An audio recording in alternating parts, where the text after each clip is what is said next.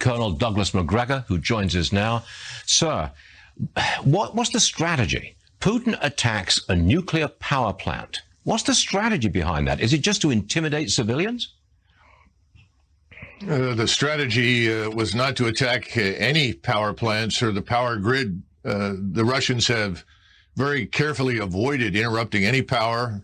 No damage to communications, no damage to any of the things that are essential, like the water supply. What you're seeing is that the Russians have now driven what is left of the Ukrainian forces, who are taking refuge in population centers, cities, because they have no mobility, no air defense, no air cover, no logistical infrastructure.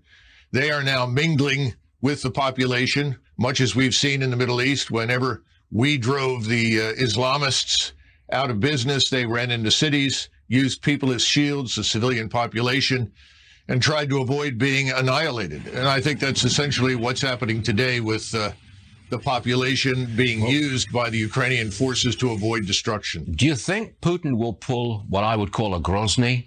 Grozny was the capital of this breakaway republic. He flattened it when the civilians resisted. Yes. You're going to see this. I mean, is he going to flatten Ukraine?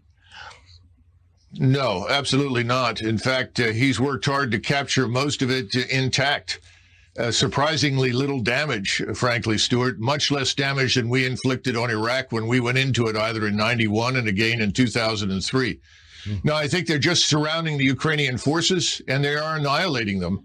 And this is inevitable. And Mr. Zelensky, I think, is postponing the inevitable in the hopes that we are going to rescue him, and we are not coming. President Biden has made that very clear. But the question is, what is it that Zelensky is going to do? The Russians have made it very clear what they want is a neutral Ukraine. This could have ended days ago if he accepted that. And then they can adjust the borders. But the eastern part of Ukraine is firmly in Russian hands. But again, the Russians are not seizing territory. They're destroying Ukrainian forces. That's their focus. Colonel, it sounds like you don't approve of Zelensky's stand. Oh, I think Zelensky is a puppet. And he is putting huge numbers of his own population at unnecessary risk. And quite frankly, most of what comes out of Ukraine is debunked as lies within 24 to 48 hours. The notions of taking and retaking airfields, all of this is nonsense. It hasn't happened. He's not a hero? I mean, he's standing up for himself and his own people? You don't think he's a hero? No, I do not. I don't see anything heroic about the man. And I think the most heroic thing that he can do right now is to come to terms with reality. Neutralize Ukraine.